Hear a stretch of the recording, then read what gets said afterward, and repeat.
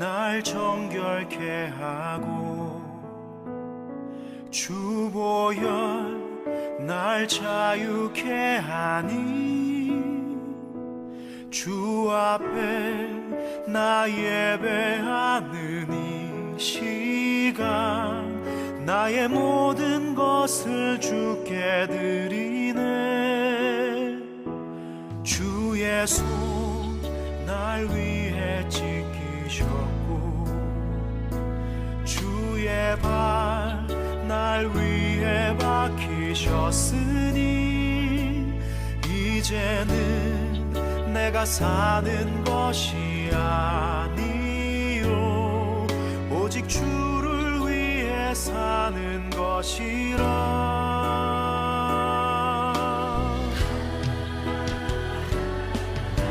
주의 손에 나의 손을 포개고 또 주의 발에 나의 발을 포개요. 나 주와 함께 죽고 또 주와 함께 살리라. 영원토록 주 위에 살리라. 주의 손에 나의 손을 포개고 또 주의 발에 나의 발을 포개고. 주일 예배 함께 하신 성도님들, 또 방송을 함께 하신 성도님들 사랑하고 축복합니다. 우리 앞뒤 좌우 계신 분들 같이 이렇게 인사하시겠습니다. 당신은 하나님의 복된 자녀입니다. 당신은 하나님의 복된 자녀입니다. 당신은 하나님의 복된 자녀입니다. 당신은 하나님의 복된 자녀입니다. 아멘. 5월 그러면 우리가 가정의 달 이렇게 얘기를 하죠. 가정의 달. 그런데 사람들이 좀 그래요. 저도 좀 비슷하긴 한데 무슨 달 그러면 그때 조금 더 집중하는 것 같아요. 그래서 5월 그러면 내가 조금 더 가정에 집중해야 되겠구나, 뭐에 집중해야 되겠구나 이렇게 생각을 하잖아요. 그런데 우리 그리스도인들에게 가정은 늘 항상 함께 있는 곳이죠. 그래서 어느 한 이벤트성이 아니라 가정이라는 것은 우리에게 너무나 소중한 안식처라고 얘기를 합니다. 그래서 집가자에 안자, 여자가 들어가 있으면 평안한 안자라고 그러잖아요. 그러니까 우리가 안정된 그곳이 어디냐? 가정이 가정. 집에 들어서면 여러분은 어떤 생각 가지세요? 어떤 마음이 드세요? 집에 들어가면 좋으세요? 평안하세요? 행복하세요? 아니면 불안하세요? 좀 쓸쓸하세요? 내가 자녀가 있는데도 나를 반기러 오는 것은 동물밖에 없나요? 어느 아버지의 고백이 그거더라는 거죠. 아이들이 다 자라고 나니까 집에 들어가서 나를 제일 먼저 반기러 나오는 건 개밖에 없더라. 이런 가정이, 사랑이 무너지면요, 가정도 무너집니다. 제가 왜 이 고린도전서 13장을 오늘 본문으로 선택했냐면 앞으로 이제 다음 주, 다다음 주 계속 할 텐데, 여러분 가정 안에 가장 중요하게 있어야 될 핵심적인 게 하나 있어요. 바로 사랑이에요. 근데 그 사랑은 내가 아는 사랑이 아니라 하나님이 만드신 가정의 원리를 따른 사랑입니다. 그래서 하나님께서 우리에게 주신 그 사랑이 얼마나 귀하고 아름다운지를 가정을 통해서 경험하고 깨닫고 누리며 살도록 만들어 주셨어요. 그런데 때로는 이 가정이 뭐가 되기도 하냐면 천국이 되기도 하지만 지옥이 되기도 해요. 왜 그러냐면 싸우면 지옥이지만 사랑하면 천국이거든요. 우리가 무엇을 가지고 살고 어떠한 방향성을 가지고 사는 이게 너무너무 중요한 거예요. 가정 안에서 있어도 가정 서로에게도 마찬가지입니다. 부부 서로 또 자녀와 부모 간에도 마찬가지예요. 그래서 제가 작년에 말씀드릴 때 그래서 우리가 가정 안에서 누려야 될 게 제일 먼저 무엇인가? 평안이라고 말씀드렸잖아요. 가정 안에서 누려야 될 건 다른 거 아니에요. 도리를 다하는 거는 두 번째 치고 제일 먼저 내가 가정 안에서 안식할 수 있어야 되는 거예요. 가정은 안식처예요. 하나님이 주신 작은 천국이란 말이에요. 그래서 이 작은 천국을 우리가 뭐 해야 되냐면 하나님이 주신 그대로 살아가야 되는 거예요. 저는 이 말씀이 오늘 본문이 이 가정 안에서 우리가 무엇을 해야 되는지 어떻게 살아가야 되는지 또 가정을 어떻게 만들어가야 되는지에 대한 해답이라고 생각을 합니다. 그럼 우리가 다 그냥 고린도전서 13장은 사랑장이라고만 알고 있지, 그 사랑을 내가 이렇게 실천해 나가고 이 사랑에 대해서 능력 있게 살아나가는 것에 대해서 우리는 깊이 생각하지 않을 때가 많잖아요. 더불어 이 사랑은 내가 주는 것이 아니라 내가 받아야 된다라고 대부분 생각해요. 근데 오늘 본문은 정확하게 뭐라고 그러냐면 사랑이 최고다라고 하는데, 그 중에 제일은 사랑이다. 제일은 뭐예요? 최고라는 뜻이잖아요. 이 최고는 사랑인데 그 사랑에 대해서 뭐 하라는 거예요? 오늘 본문에 주라는 거예요. 제가 최근에 이제 권호중 씨라고 혹시 아세요? 연예인 권호중 씨. 그에게는 자녀 하나가 있어요. 근데 권호중 씨가 한참 나오다가 어느 순간 딱 연예계 활동을 멈춘 시점이 있어요. 근데 그때가 언제냐면 자기 자녀 때문에. 그 아들이 하나 있는데 그 아들이 희귀병이에요. 희귀병인데다가 그 아들은 희귀 발달 장애를 가지고 있는 거예요. 그러니까 발달 장애라는 것은 몸에 이상 징후가 생기는 거예요. 그래서 그 아이를 돌보려고 근 4년간 연예계 활동을 중절을 했어요. 그리고 자녀에게 온전히 집중했어요. 그리고 그 자녀를 더 알고 싶어서 뭘 했냐면 사회복지사 자격증을 땄어요. 그리고 그 자녀와 함께 그 자녀를 경험하고 그 자녀와 삶을 나누고 그러면서 그 자녀가 이제 성인이 돼서 지금 미술 작가로 활동을 하는데, 그 모든 과정을 누가 함께 했냐면 권호중 씨가 함께 한 거예요. 아빠가 함께 한 거예요. 쉽지 않았죠? 왜냐하면 우리도 그러잖아요. 내가 이 몸이 정상이에요. 우리 장애인, 비장애인 요즘은 언어를 그렇게 나누는데, 비장애인으로서의 삶을 살아가는 것도 힘들다고 하는데 장애인의 삶은 얼마나 더 힘들겠어요. 자기 마음대로 손이 움직이지 않아요. 자기가 말하고 싶은 대로 언어가 나오지 않아요. 자기가 생각하는 대로 몸이 걸음이 움직여지지 않아요. 그렇다면 어떻겠어요? 이런 상황 속에서 단순히 아버지로서의 책임감을 넘어서 인생 방향 자체를 다시 결정하는 순간을 가신 거예요. 과감한 결단이죠. 그리고 모든 것을 내려놓고 가족에게 집중하겠다라고 결단을 내립니다. 실제로 오랜 시간 동안 활동 중이면서 그렇게 깊이 아들과 가족과 교류를 하면서 관계를 맺으면서 더 잘 이해하게 됐고 방향을 잡게 됐고 가족이 하나 되는 경험을 하게 돼요. 여러분도 알다시피 권호중 씨는 크리스찬입니다. 제가 예전에 전도사로 사역했던 교회에 나왔던 출석 교인이기도 했어요.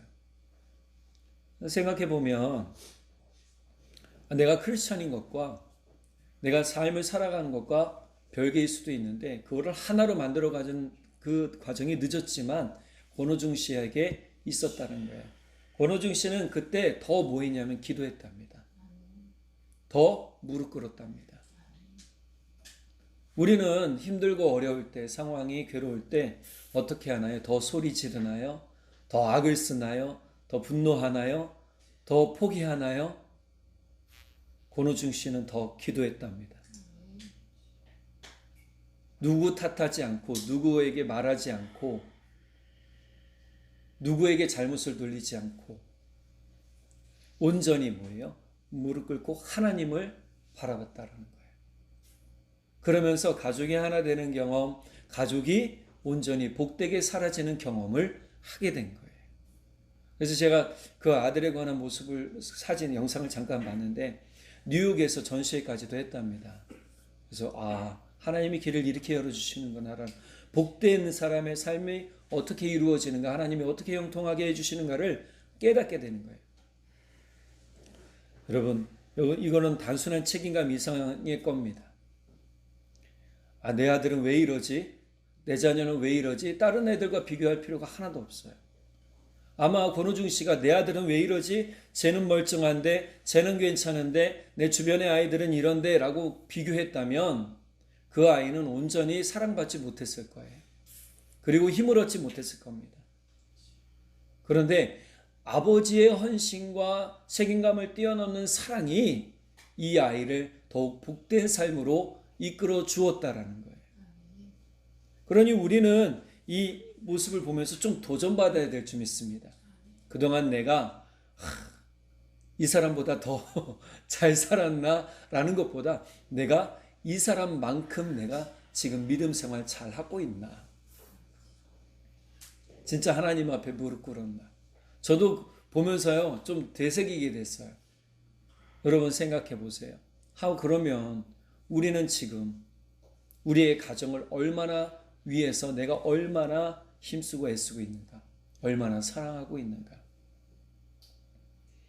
오늘 모습은 이 성경의 내용은 고린도 교회를 향한 바울의 편지죠. 근데 12장에서는요, 바울이 은사에 대해서 이야기를 합니다. 은사 얼마나 멋있어요. 얼마나 뛰어나요. 초자연적인 성령의 능력을 통해서 우리가 세상 가운데 우리 자신을 과시할 수 있는 귀한 도구가 될 수도 있어요. 그런데 바울은 지금 이 이야기를 하면서 이 은사는 너희를 위한 것이 아니라는 거예요. 교회를 위한 것이라고 분명히 이야기를 해요. 너희의 멋들어진 삶을 위해서, 너희의 멋들어진 경험을 위해서, 너희가 높아지는 것을 위해서 이 은사를 주신 게 아니라는 거예요. 사실 고린도 교회라는 곳을 볼게요. 고린도 교회는요, 배경적인 모습을 보면 무역이 흥했던 곳이라 고린도 교회는 부자들이 많았습니다. 고린도 교회는 멋있었습니다. 휘황찬란했습니다. 고린도 교회는요, 심지어 성령의 은사까지 흘러넘쳐서 모든 사람들이 성령의 은사를 가지고 자신의 믿음을 드러낼 수 있었어요. 그런데 문제는 뭐냐 하면 내가 받은 은사가 최고다라며 자꾸 다투기 시작하는 거예요. 사실 이 고린도 교회는 이 문제뿐만이 아니라 여러 가지 문제들도 있었는데 그 중에 하나가 바로 이 은사의 문제였다는 거예요. 그러니까 내가 가진 은사, 방언 은사를 가지고 방언이 최고다, 아니다 예언이 최고다, 아니다 병 고치는 것이 최고다, 이렇게 계속 자기들 것만 주장하니까 바울은 이렇게 얘기하는 거예요. 여러분이 받은 은사는 각 사람에게 맞춰서 각 사람에게 성령이 알아서 주신 겁니다. 여러분이 그 은사를 받을 능력이 그 조건이 돼서 받은 게 아니라는 거예요. 그리고 그 은사를 주셨을 때 여러분이 해야 될 것은 하나입니다. 교회를 위해 그것을 사용해야 됩니다. 교회는 뭔가요? 그리스도의 몸이죠. 그리스도의 몸을 이것을 사용해야 됩니다. 그리고 나서 13장이 부숙 튀어나와요. 그래서 이 13장과 연결되는 31절의 말씀이 중요한 거예요. 우리 12장 31절 말씀 같이 볼게요. 너희는 더욱 큰 은사를 사모하라. 내가 또한 가장 좋은 길을 너희에게 보이리라. 보세요. 가장 큰 은사를 사모하랍니다. 그러면 성경에서 말하는 가장 큰 은사는 무엇인가? 결국 핵심적으로 본다면 사랑이에요. 사랑의 은사만큼 능력 있고 뛰어나고 큰 변화를 일으키는 은사는 없더라는 겁니다. 성경 안에 예수님께서 행하신 많은 능력이 있어요. 병자를 고쳤어요. 38년 된 병자를, 누워만 있던 병자를 일으켜서 자기가 누워있던 자리를 들게 가게 하셨어요. 죽은 나사로를 살리셨어요. 죽은 소녀도 살리셨어요. 5,000명도 먹이고 4,000명도 먹이셨어요. 그것은 많은 음식이 있어서가 아니라 몇 덩이의 떡, 몇 개의 물고기만으로 그런 일을 행하셨어요. 그런데 막상 예수님이 잡히시던 날밤, 그것을 함께 누렸던 사람들, 그 기적을 보았던 사람들, 그 놀라운 은총을 경험했던 사람들은 다 그 자리에 있었나요? 없었어요. 다 무서워서 도망갔어요. 그리고 심지어 쫓아왔던 베드로조차도 너 예수 쫓아다니던 그 사람 아니냐라는 그 질문에 나는 아니다 라며 저주까지 하며 도망쳤어요. 그런데 생각해 볼게요. 예수님은 그러면 그들을 찾아가실 이유가 있을까요? 사람의 생각으로는 없지요.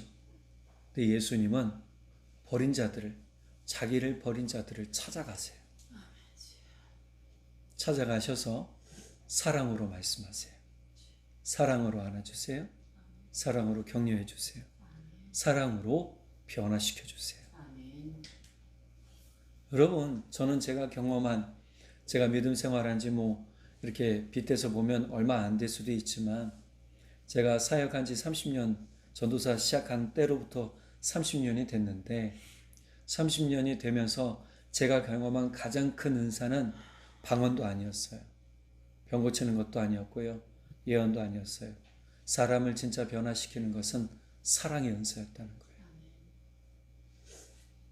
그럼 내 가정 안에서 이러한 은사들이 일어나야 되는데, 대부분 우리는 내 가정 안에서는 당연하다고 생각하는데 그 당연한 것을 행하지 않을 때가 많더라는 거예요.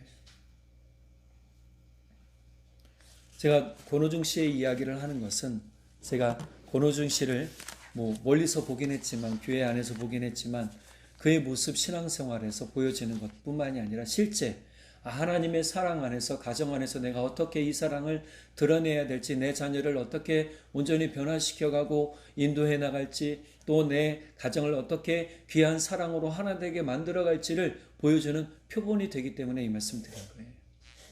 그러면 오늘 우리가 가정 안에서 좀 범하는 오류들이 있다는 것을 깨닫게 되는데, 그것은 먼저 뭐냐면 사랑 없는 말이에요.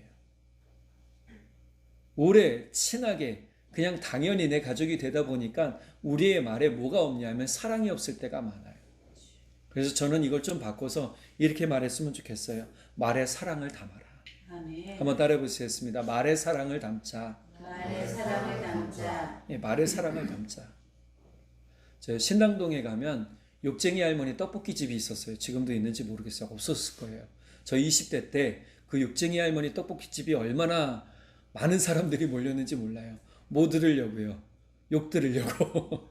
그 떡볶이 집에 가면 야 놈 새끼야 이러면서 이제 한마디씩 하죠. 음식 남기지 말라고 욕하고 잘 먹으라고 욕하고 그러면서 덤을 더 줘요. 그 할머니 욕 때문에 가는 게 아니고요. 사실은 그 할머니 욕에서 느껴지는 그 정, 그 사랑 때문에 가는 거였어요. 그래서 말의 사랑이 뭐예요? 느껴지는 거죠. 그런데 말에 진짜 사랑이 없으면 아무리 한 가족이라도 깨지고 갈라지고 겉만 휘황찬란할 뿐 속엔 아무것도 없는, 생명이 없는 가정이 되어버리더라는 거예요. 그래서 오늘 1절을 같이 한번 읽어볼까요? 1절 시작. 내가 사람의 방언과 천사의 말을 할지라도 사랑이 없으면 소리나는 구리와 울리는 꽹과리에.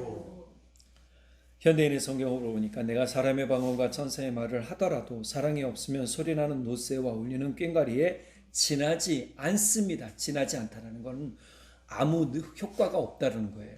그냥 그것일 뿐이라는 뜻이에요. 보세요. 내가 명문대 나왔어요. 그리고 내 자녀가 명문대 나왔어요. 근데 내 둘째가 명문대를 못 갔어요. 그럼 그거 가지고 이제 자녀를 평가하기 시작하는 거예요. 그럼 그 가정에 뭐가 남아요? 학벌만 남지 사랑은 없는 거예요. 그 아버지가 돈을 많이 벌어요. 능력이 뛰어나요. 그래서 그 자녀한테 계속 얘기하는 건 뭐냐면 너는 부자가 돼야 된다. 너는 돈을 많이 벌어야 된다. 그래야 너가 인정받는다. 그래야 네가 사랑받는다. 그래야 네가 뒤처지지 않는다. 여러분, 교회 안에서도 자녀들에게 이렇게 말하는 부모들이 있다는 사실 아세요? 이거는 사랑의 말이 아니에요. 소리나는 구리와 울리는 꽹과리는 앞서 말한 은사예요. 뛰어난 능력이 있어요. 뛰어난 지식이 있어요. 뛰어난 은사가 있는, 진짜 놀라운 일들을 행하는데도 불구하고 가정 안에서는 뭐가 없어요? 사랑이 없어요. 가정 안에서 제가 목사지만 교회 안에서 목사일 뿐, 세상에서는 뭐예요? 한 사람일 수도 있고 가정 안에 돌아가면 남편이요 아버지예요.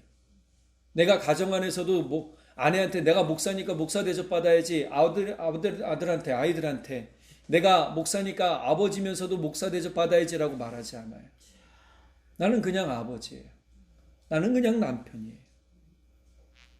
하나님께서 나는 너희의 하나님이 되겠다라고 말씀하실 때는요, 그 하나님은 사랑의 하나님이지 어떤 놀라운 것을 너희에게 요구하는 하나님이 아니라는 거예요. 그래서 조건은 하나예요.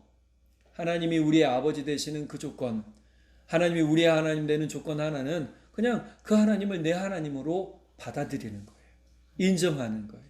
예수님을 나의 예수님으로 그냥 받아들이고 인정하는 거예요. 그 어떤 것을 요구하지 않으세요. 아이들한테 태어나자마자 너 얼른 말해라. 그래야 네가 내 아들이 된다, 내 딸이 된다라고 말하나요, 부모가? 아니죠. 여러분 생각해 보세요. 내 아이가 처음 태어났을 때 얼굴 기억하세요? 모습 기억하세요? 그때 어떤 감정이셨어요? 이 아이가 얼른 돈 벌어 와서 내가 행복하게 살아야지 이러나요? 그런 기대 안 해요. 뭘 기대하세요? 이 아이가 나의 생명을 물려받고 태어난 그 자체 하나만으로도 행복한 거예요. 기쁨이 넘치는 거예요. 여러분 현실적이죠. 그런데 자라가면서 자꾸 부모는 기대를 합니다. 그러면서 뭐라고 얘기하냐면 왜 이것밖에 안 돼? 우리나라의 10대 자살률이 다른 그 어떤 나라보다 높다고 그래요. 근데 왜 그러냐 하면 부모들의 기대치가 너무 높기 때문이에요. 다른 나라 부모들은요 기대 안 한답니다. 네 인생 네가 살아야지. 네가 알아서 헤쳐나가야지. 단 한 가지 여기 얘기해 주는 건 뭐냐면 너의 마음이 단단해져라. 너의 마음이 튼튼해져라. 라는 거예요. 왜 기대치가 높냐는 건 내가 그 아이한테 뭔가를 기대하려고 하기 때문이에요. 기대한다는 건 기대려는 거예요. 기대려고 하면 기대하는 게 많아지는 거죠. 그래서 성적을 조금 낮게 받아 하면 대본에 이러죠. 왜 이것밖에 못하냐. 돈 조금 벌어오면 야, 넌 좀 돈 좀 많이 못 버냐. 이렇게 얘기한다는 거예요. 그리고 아이한테 얘기하죠. 넌 그게 문제야. 안 변하지? 넌 그게 문제야. 남편하고 부인한테 똑같이 얘기해요. 서로한테. 당신은 그게 문제야. 왜 문제만 보나요? 교회 안에 와서 성도님들 서로를 볼 때 문제의 성도를 보나요? 사랑의 성도를 보나요? 이거 너무 중요한 거예요. 내 안에 문제가 많으면 문제만 보이는 거고요. 내 안에 사랑이 넘치면 사랑이 보이는 거예요. 사랑의 주님이 나와 함께하면 사랑이 보이는 거죠. 또 모든 탓을 상대방한테 돌려요. 당신은 당신 때문이야. 이런 문제가 일어난 건 당신 때문이야. 너 때문이야. 누구 때문이야. 이렇게 얘기를 한다는 거예요. 이러한 말은 단순히 한번 듣고 끝나지 않죠. 마음 깊은 곳에 상처로 남아서 오래 지속이 돼요. 제가 이렇게 상담 프로그램 많이 본다고 그랬잖아요. 근데 최근에 이호선 씨 이렇게 상담소인가요? 그걸 보는데 꼭 이제 나오는 얘기가 뭐냐면 깊은 과거의 어린 시절로 흘러가 들어가요. 그래서 어린 시절 아버지나 어머니로부터 들었던 말, 경험 당했던 것보다도 사실은 들었던 말이 성장이 돼서 아이한테 평생이 남더라고요. 성인이 돼서까지도 그것이 자기를 짓누르며 지배하는 것을 보게 되더라는 거예요. 결국은 뭐냐 하면 관계가 점점 멀어지게 만들고 서로를 향한 신뢰를 무너뜨리는 결과로 이어지게 돼요. 그래서 우리는 좀 질문해야 되죠. 지금 나는 어떤 말을 하고 있는가?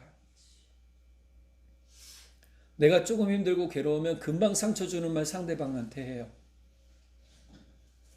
직장이나 사회에서 어려워 겪고 있던 힘든 것을 누구한테 풀어요? 가족한테 풀어요. 여러분 이거 옳은 방향이 아니죠. 그리고 나서 내가 너 때문에 진짜 마음이 그래. 내가 너 때문에 내 생각이 그래. 내가 너 때문에 내가 당신 때문에 계속 뭐예요? 가족한테 긁어대는 거예요. 그렇게 되면 가족이 남나요? 아니죠. 안 남아요. 성경은 이 부분을 분명히 말하고 있어요. 잠언 15장 1절에서 부드러운 대답은 분노를 가라앉히지만 거친 말은 화를 돋군다 그럽니다. 우리가 가정 안에서건 사람들을 만나건 부드럽게 말할 수 있는 은혜가 있어야 될 줄 믿습니다. 아멘. 제가 이렇게 직장에 있다 보니까 직장 안에서 경험하는 건 참 힘든 일이에요. 위험이 도사려요. 그런데 서로가 신경이 그래서 곤두서 있을 때가 많아요. 같이 일하시는 분들이. 근데 그 가운데 웃음을 주는 사람이 한 명 있으면요, 그것이 부드러워져요. 그래서 제가 그 역할을 감당하려고 애를 많이 써요. 감사하죠. 그 역할 주셔서. 그래서 자주 웃으려고 하고 즐겁게 하려고 하고, 그래서 서로 힘이 되어주는 거예요. 가정 안에서도 마찬가지인 거예요. 서로 웃어주고 힘이 되어주고, 농담 한마디에도 서로 힘이 되고 웃어주면 그것이 즐거운 거 아니겠어요? 그러니까 자녀들이건 서로 가족 간이건 똑같은 것 같아요. 같은 내용이라도 말을 좀 부드럽게 하고 다르게 한다면 어떨까요? 직설적인 것도 중요하겠지만 때로는 돌려서 말할 수도 있고, 단어 표현을 부드럽게만 한다면 우리 자녀들도 그 말을 받을 때 어떻겠어요? 우리 가족들이 그 말을 받을 때 어떻겠어요? 달라지겠죠. 제가 경험한 것 중에 한 가지는, 저희 아버님이 저희들한테는 사실 뭐 말을 길게 하진 않으셨지만 저희 아들들한테, 손자들이죠, 손자들한테는 참 사랑을 많이 주셨어요. 우리 이게 한국 남자들의 특징인가 봐요. 제가 주변에 얘기를 다 들어보니까 다들 비슷한 얘기 하시더라고요. 근데 골로새서 3장 21절 말씀 같이 한번 읽어볼까요? 시작. 부모들은 자녀들의 감정을 건드려 화나게 하지 마십시오. 그렇게 하면 그들이 낙심하게 될 것입니다. 아멘. 대부분 언제 낙심하냐 하면 아이일 때는요, 내가 잘못하면 하고 내 탓으로 돌린대요. 근데 10대쯤 넘어가면요, 아이들이 생각이 커지잖아요. 그러면서 어떤 일이 일어나냐면 또 잔소리 하신다 그런다는 거죠. 그러고 마음은 뭐예요? 한 귀로 듣고 한 귀로 지나가 버리는 거예요. 그리고 내 삶 살아요. 낙심하는 거예요. 이미 기대가 뭔 거죠? 없다라는 거예요. 내가 아버지로서의, 부모로서의, 또 어머니로서의 그 기대가 자녀한테는 없다는 거예요. 성경 안에서 그러니까 중요하게 생각하는 건 뭐냐 하면, 말하고 있는 건 뭐냐면, 가족 안에서 사랑의 말이 흘러 넘쳐야 된다는 거예요. 아멘. 사랑을 담은 말을 자꾸 해줘야 된다는 겁니다. 무미건조한 말 자꾸 해서는 안 돼요. 우리가 다 말을 많이 하지 않을 수도 있어요. 가정 안에 말이 많은 가족이 있을 수도 있고 말이 적은 가족이 있을 수도 있어요. 그럼에도 불구하고 작은 말이라도 뭐예요? 적은 말이라도 뭐예요? 사랑을 담은 말을 해야 되는 거예요. 그럴 때 그 말은 능력이 있고요, 그 말의 파급 효과는 엄청난 겁니다. 말을 많이 해서가 아니에요. 말을 적게 해서가 아니에요. 무엇을 담느냐가 중요한 거예요. 여기에 이 컵에 물을 담으면 그냥 컵은 컵 자체로 남지만, 물을 담으면 물컵이 되고, 꿀을 담으면 꿀컵이 되고, 사탕을 담으면 사탕컵이 되는 것처럼 이 컵 안에, 우리라는 이 컵 안에 무엇을 담고 살아가고 무엇을 주려고 하는지가 문제인 거라는 거예요. 그래서 에베소서 4장 6절 4절 초반절에도 뭐라고 얘기하냐? 부모들은 자녀의 감정을 건드려서 화나게 하지 말라고 얘기하는 거예요. 자꾸 감정 건드리는 말 하지 말라는 거예요. 내 생각으로 자꾸 감정을 건드려요. 자기도 싫은데 다른 사람이 내 감정 건드리는 거 싫으면서도요, 나는 자꾸 뭐 하냐면 다른 사람의 감정을 건드리잖아요. 여러분, 우리의 말이 중요한 거예요. 그래서 우리 말에 가정뿐만이 아니라 우리 사회생활 관계를 맺어가면서도 똑같아요. 감정 건드리는 말 자꾸 해서는 안 돼요. 내가 기분 나쁘다고, 내 마음이 상했다고, 내가 짜증이 난다고, 내가 피곤하다고. 제가 일주일에 한 번씩 우리 성도님들 뵈요.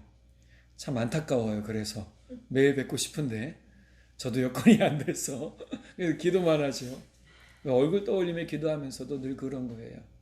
사랑 담은 말을 자꾸 할 수 있게 달라는 거죠. 일주일에 한 번 보는데 짜증 내보세요. 에이, 목사님도 저러는데 뭘 그러는 거죠. 사랑이 없는 말은 칼과 같습니다. 눈에 보이지 않는 칼이에요.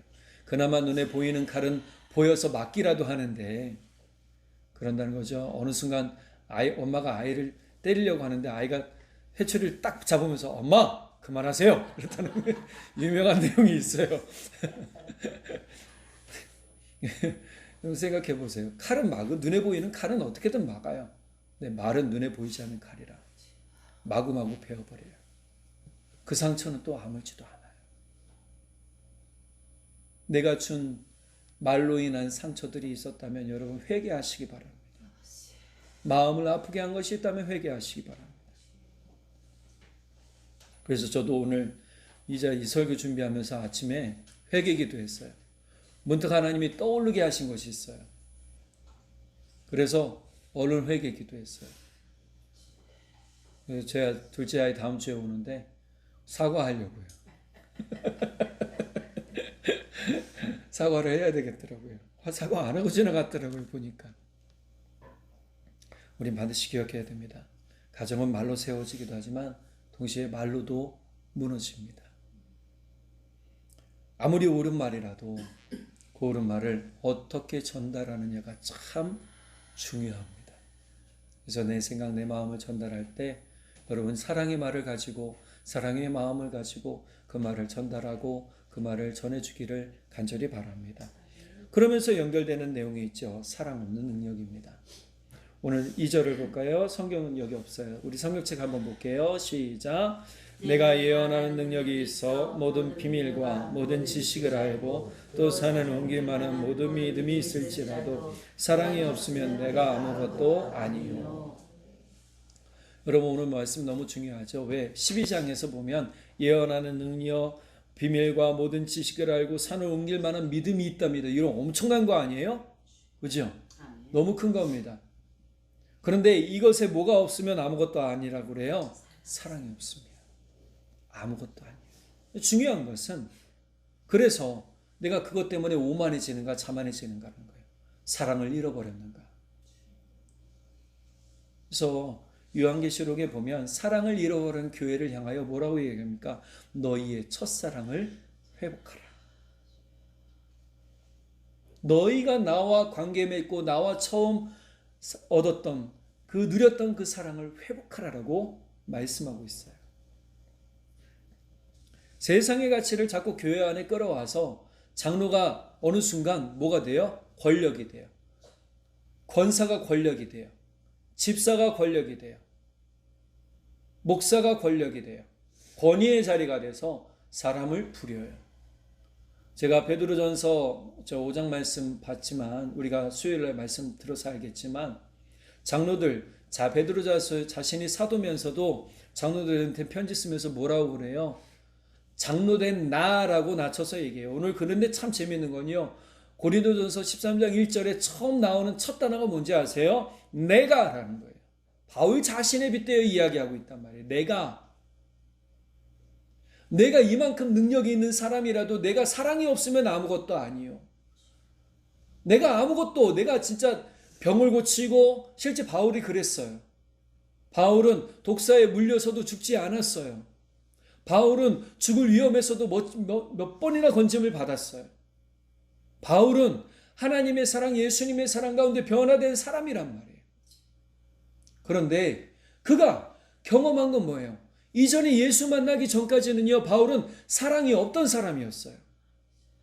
사람이 죽는 것에 대해서, 감옥에 갇히는 것에 대해서, 채찍맞는 것에 대해서 아무런 감정도 느끼지 못했던 무감각한 사람, 사랑이 없던 사람인데 예수님 만나고 그의 안에 역동적으로 일어난 가장 큰 능력은 뭐냐면 사랑을 얻은 자였다는 거예요. 그런데 자꾸 교회 안에서 이런 것들을 얘기하는 거예요. 능력에 대해서, 능력을 여러분, 저 청년 때도 그랬지만 은사 배치, 막 은사 파악 이런 거 하거든요. 혹시 해본 분 계시나요? 우리 성도님들 해보시면 나 이거 있어? 결혼했는데 독신의 은사가 있는 분 갑자기 뚝 튀어나오거나 그런 분이 있을지 모르겠는데 청년들 대부분 해보면 3분의 1은 독신의 은사가 나와요. 지금 근데 재밌는 건 뭔지 아세요? 그 독신의 은사를 받았던 모든 분들이 다 결혼해서 애 낳고 잘 살고 있더라는 거죠. 생각해 볼게요. 여러분, 교회 안에는요, 가장 뛰어난 은사는 뭐냐? 사랑이라는 거예요. 그래서 신드 제이콥스 목사님은 예언하는 목사님이기도 하지만 그분은 사랑이 우리를 주장하도록 해야 된다라고 말하고 주장해요. 여러분, 사랑이 우리를 강권하는 은혜와 능력을 경험하고 있기를 간절히 바랍니다. 교회 안에서 성공을 말하고, 교회 안에서 잘됨을 말하고, 교회 안에서 성과를 말하고, 교회 안에서, 근데 이것이 어디에도 흘러가요? 가정 안에도 흘러가요. 그래서 너는 이렇게 해야 돼. 너희가 이것을 해야 내 자녀지. 네가 이것을 이루어야 내 자녀지. 당신이 이것을 해야 내 남편이지. 저는 제가 가장 가슴 아프게 들었던 건 뭐냐면 내가 본을 삼을 수 있는 남편과 아내라는 말이에요. 여러분, 남편과 아내가 왜 본이 돼야 돼요? 세상에 본이 돼야 돼요? 아니요. 본질적으로 가정은 하나님의 사랑이 중심이 돼서 사랑으로 이루어진 게 가정이에요. 아멘입니까? 내가 본받고 싶어서 내가 그 사람과 결혼한 게 아니에요. 그 사람이 내 본이 돼서 내가 그 사람과 결혼한 게 아니란 말이에요. 부모도 마찬가지. 권호중 씨가 자기가 본이 되고 싶어서 내 일을 다 놓고 그 아이한테 진짜 모든 걸 쏟았겠습니까? 그렇지 않죠. 우리의 삶도 마찬가지잖아요. 나를 사랑하는 사람은요, 다른 사람과 나를 비교하지 않죠. 이걸 상다목적으로 뭐라고 그러냐면 자존감이 높다라고 얘기를 해요. 그런데 우리가 믿음의 자존감이 높으면요, 다른 사람의 믿음과 나를 비교하지 않아요. 그런데 교회 안에서 갈등은 주로 언제 일어나냐 하면 나의 믿음과 다른 사람의 믿음을 자꾸 비교할 때 일어나는 거예요. 교회 안에 와서 왜 믿음을 비교하십니까? 그럴 필요가 하나도 없어요. 그저 우리는 와서 뭐하냐? 열심히 사랑하면 돼요. 아멘입니까? 가정 안에 돌아가서도 열심히 뭐하면 돼요? 사랑하면 돼요. 교회 안에서 성과를 이야기하나요? 그렇지 않아요. 교회 안에서는 성과 이야기하지 않아요. 그래서 예수님께서 이렇게 얘기하시죠. 주여 주여 하는 자마다 하나님 나라에 들어갈 것이 아니다라는 거예요. 내가 주님의 이름으로 이것도 했습니다. 내가 주님의 이름으로 이러한 일도 했습니다. 이렇게 나누기도 했습니다. 내 재산을 쪼개기도 했습니다. 그런 것이 하나님 나라 들어가는 것과 아무 상관이 없다라는 거예요. 진짜 중요한 건 뭐냐면 네가 나를 사랑했느냐라는 거예요. 네가 나를 사랑했느냐. 네가 너의 목숨을 다하여 너의 마음을 다하여 너의 뜻을 다하여 너의 목숨을 다하여 나를 사랑했느냐. 그 사랑이 지금 나에게 있느냐. 나를 향해 있느냐. 나는 내 목숨 다 주어서 너희를 사랑했는데 내 아들 주면서 너희를 사랑했는데 너희의 사랑은 지금 나를 향해 있느냐. 이거로 주님은 판단하신다는 거예요. 사랑이 있는가 없는가. 가정 안에서도 마찬가지라는 거죠. 그래서 잠언 22장 6절 보면 아이에게 바른 길을 가르쳐라. 그러면 늙어서도 그 길을 떠나지 않을 것이다. 그런데 잠언에서 말하는 바른 길이란 뭘까요? 제가 생각을 해봤더니 신명기 6장 4절에서 7절의 말씀이 딱 떠오릅니다. 같이 한번 읽어볼까요? 시작. 이스라엘은 들으십시오. 주님은 우리의 하나님이시요 주님은 오직 한 분이십니다. 당신들은 마음을 다하고 뜻을 다하고 힘을 다하여 주 당신의 하나님을 사랑하십시오. 내가 오늘 당신들에게 명하는 이 말씀을 마음에 새기고 자녀에게 부지런히 가르치며 집에 앉아 있을 때나 길을 갈 때나 누워 있을 때나 일어나 있을 때나 언제든지 가르치십시오. 아멘. 여러분, 여기서 가르치라는 것은요, 뛰어난 능력, 은사, 예배법 이게 아니에요. 앞에 6절을 잘 볼게요. 5절을 잘 볼게요. 뭐라고 그래요? 먼저 사랑이라고 얘기하죠. 당신들의 하나님을 사랑하십시오. 그리고 뒤에 가르치라고 나옵니다. 그 가르침은 결국 뭐냐면 하나님의 사랑을 가르치라는 거예요. 제가 그래서 깜짝 놀랐잖아요. 나 그냥 저 54년, 53년 만에 이 말씀이었구나. 놓치고 있었던 게 있던 거예요. 사랑을 가르치라는 겁니다. 여러분, 우리도 이거 놓치고 있었지 않나요? 그죠? 사랑을 가르치라는 거예요. 하나님을 열심히 사랑하고 그 사랑을 자녀들한테 가르쳐 주라는 거예요. 부부간에도 마찬가지입니다. 사랑해야 됩니다. 그래서 바울 사도도 뭐라고 얘기하냐면 진짜 내 아내를 교회같이 사랑하라고 얘기를 해요.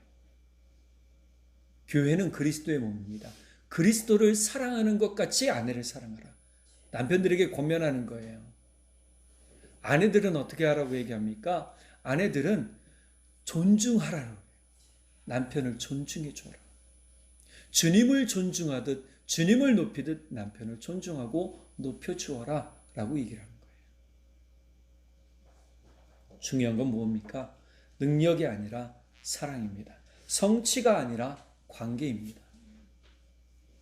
사랑은 사람을 살리고 관계를 회복시키며 가정을 다시 세우는 힘이 있기 때문입니다. 그래서 우리는 분명히 기억해야 돼요. 성공이 가정을 지키는 것이 아니라 사랑이 가정을 지키는 겁니다. 그래서 우리에게 깨닫는 것이 하나 있습니다. 사랑 없는 희생은 없다라는 겁니다. 무가치하다는 겁니다. 3절 성경책 볼까요? 성경책 같이 한번 3절 읽어보겠습니다. 시작. 내가 내게 있는 모든 것으로 구제하고 또 내 몸을 불사르게 내줄지라도 사랑이 없으면 내게 아무 유익이 없느니라. 바울 자신은 지금 내가 불사르게 라는 표현을 해요. 불에 자신을 던진다라는 거예요. 이건 다니엘서 3장 23절 이하로 나오는 불 용광로 속에 들어간 다니엘과 세 친구에 대한 이야기를 비유로 들어서 말한 거예요. 하나님의 능력, 하나님의 사랑을 덧입고 그 능력을 힘입어서 그냥 들어갔어요. 그런데 느부갓네살 왕이 본 건 뭘까요? 그 안에서 불타지 않는 4사람의 형체, 5사람의 형체를 봐요. 그러니 그들의 모습을 볼 때 어떻겠어요? 여러분 놀라지 않겠어요? 사랑은 모든 것을 견디고 아멘. 모든 것을 이기고 아멘. 사랑은 끝내 모든 것을 이루는 줄 믿습니다. 아멘. 사랑은 하나님의 일을 이루는 귀한 은혜의 통로라는 사실입니다. 그래서 사랑이 없는 헌신은 뭐만 남아요? 명예만 남지 그 사람의 진짜 사랑이 전해지는 게 아니더라는 거예요. 저는 유튜브 가끔 보지만 유튜브 본 우리 성도님들 뭐 보세요? 제가 좋은 거 보라고 말씀드렸잖아요. 이상한 거 보지 마시고 좋은 거 보라고 말씀드리는데 제가 최근에 감동받은 영상이 하나 있어요. 22살에 죽은 우리 외국의 여자 청년인데 그 청년이 희귀병에 걸렸어요. 그 청년이 이제 자신의 그 병을 인지하고 나서 뭘 했냐면 그냥 낙심하고 주저앉고 짜증내며 사람들을 향해 히스테리 부린 게 아니라 사람들과 좋은 관계를 맺고 또 자기와 비슷한 병을 가진 사람들을 위해 펀드를 만들고 그 돈으로 그 사람들을 돕고 자기는 못 고쳤고 끝내 죽었어요. 그리고 자기가 죽을 때 자신의 시신을 많은 사람들한테 나눠줬어요. 뼈도 나누고 피부도 나누고 장기도 나눴어요. 생각해 보세요. 그렇게 할 수 있을까요? 사랑이 있으니 가능한 거예요. 그래서 예수님께서도 분명하게 말씀하시죠. 마태복음 6장 1절의 메시지 성경으로 보면 너희가 선한 일을 하려고 할 때에 그것이 연극이 되지 않도록 특히 조심하여라. 가식적이 되지 않도록 조심해라. 내가 이렇게까지 했는데 너는 왜 나를 못 알아주니? 나 이렇게까지 했잖아 너를 위해서. 아니 목사님 내가 이렇게까지 했잖아요. 아니 성도님 내가 당신을 위해 이렇게까지 했는데 왜 못 알아줘요? 말할 필요가 없다라는 거예요. 그걸 얻으려고 그걸 한다면 그게 문제가 있는 거예요. 그걸 기대하지 마세요. 앞서 말했잖아요. 자녀한테 낳자마자 기대하며 얼른 말해라, 얼른 돈 벌어라는 부모가 있다라고요? 없다라고요.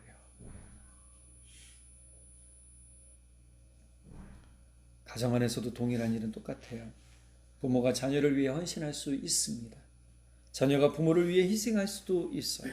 그러나 그 헌신의 사랑이 의무감이나 억지 혹은 인정받고 싶은 마음에서 나온 것이라면 시간이 지날수록 그 관계는 더 가까워지기보다 멀어질 수 있다라는 사실입니다.